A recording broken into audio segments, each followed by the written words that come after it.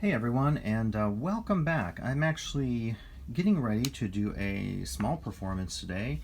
I've been aboard a cruise ship for the better part of close to 14 days, and I've actually been using this setup here, which is my small desktop setup, to record some tracks with the view of the ocean. I don't know how that's gonna come out, but I've been just using this small setup here while aboard a ship to take advantage of just doing some music and getting some new ideas, and also using something that is fairly compact. So what I'll be doing today, and I'll be sure to post a video of it for the talent show, is playing the SOMA Pipe, which you probably know about. It's that very cool instrument that Vlad Krimer created with his wonderful technology in Moscow, Russia. And so I'm using this in a very simple performance, kind of focused on whale song, as I'm calling it, and I'm just going to be doing 3 tracks. So what I'm doing right now actually is we kind of have this really quick setup. There's a talk before the talent show today, and so I don't know how much time I'm going to have, so I'm going to actually carry this down from my room. This board here is something I created using with my Korg setup, and some of the songs I'll be doing or have been doing on this ship feature this. So what I tried to do was to basically, using these 2 cases, this one here and this one here, which I just picked up at Home Depot for nothing, I wanted to have a synthesis system on board that would allow me to do some musical work and also wouldn't take up a lot of space.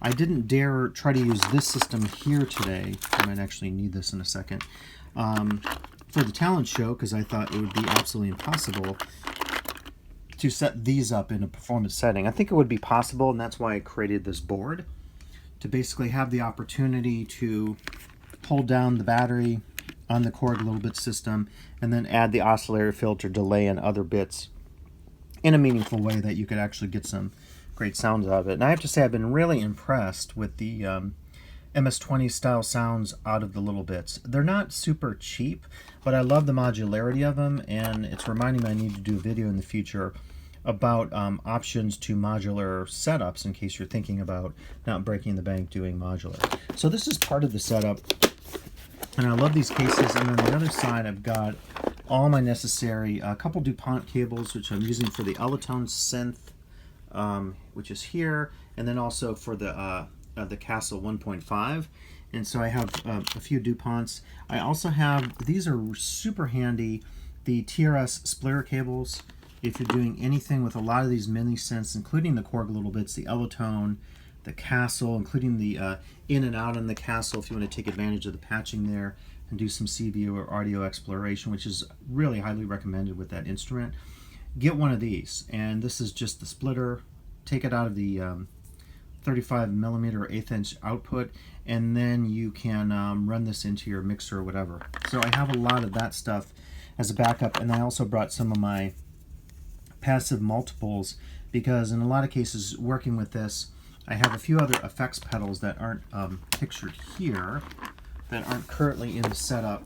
Just some really cheap effects pedals that add a little more, sonic dimension to some of this equipment. And what I'll do is I'll take an out from the Kastle or an out from the Ellitone, or maybe even the SOMA Pipe, and then I can split that and use that in a few different effects pedals. So for the setup today, what I'm trying to do is keep it very simple, and we had a rehearsal this morning. It was pretty spotty in terms of trying to get a decent sound check, so I'm a little worried about, I was getting some bass reverberation from the pipe, and I'm thinking right now to myself, I need to maybe just, that's always an error we make if we have it too hot. We have it all the way up on our instrument, and then we have it going in here, we could produce some distortion. This mixer, this Dude mixer, I can't say enough about it. It's just under $100, and it's so versatile. If you're doing a desktop setup, you can not go wrong with this. And you can also use this for its own synthesis. If you run the outs into the ins and so forth, you can get some great distortion. Basically, it's a mini drone machine, so that's kind of a cool feature of that as well.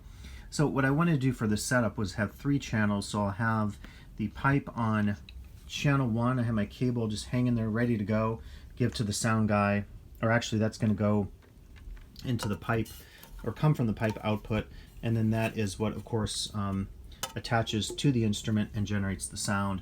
I was referring to, I'll have my mix out coming to give to the sound guy. I think they can handle that one channel mono we're running, and so track 1 is just the pipe, and I'm going to use the Orpheus, which is really versatile. I found it maintains some of your voice, the timbre of it, and then it also adds those nice harmonics and reverberation and so forth.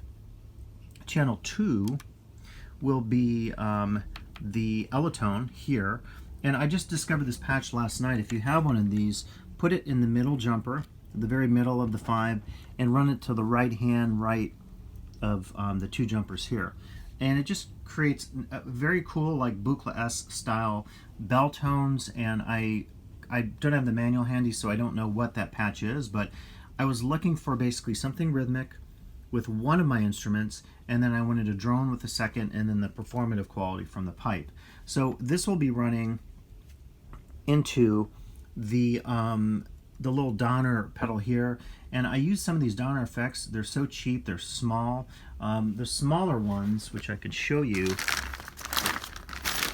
are very versatile. They're super cheap, and I know people out there will say, well, the quality and so forth, but I think they're great. So I'll run something into one of these often, and they just run off that splitter that I have here, so it's a 5-prong. So this setup really is geared at size and trying to maintain a really small setup for performances just like the one today.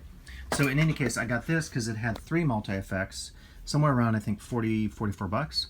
And I'm just going to run the reverb, and then if I get the urge, I have like 4 minutes today, I will pop the delay on the reverse setting, and it'll add another kind of character to the Ellitone, which I absolutely love. Very cool synth, about 60 bucks you can get on both Reverb and Etsy. So it's a really great synth that I recommend. So that's channel 2, and then channel 3 will be the drone channel, and the drone channel will basically be just coming out of the Kastle, and it will go into the Chase Bliss Audio Mood, which is a absolutely mind-blowing pedal. You can have one of these and a couple of small boxes and be pretty good to go if you're creating like soundscapes. This thing is so versatile with 2 channels, more complex than I even understand yet, but I'm having it set on the tape setting. So I'm going to take the drone in. I'm not sure if it's going to store it in the memory, but I'll do a quick hit of the pedal. It'll record a little loop for me. I'll use that to give almost like a an envelope kind of flair to the sound. You'll hear that in the performance hopefully. And then I'll have it on the reverb here. I didn't want a totally dry signal.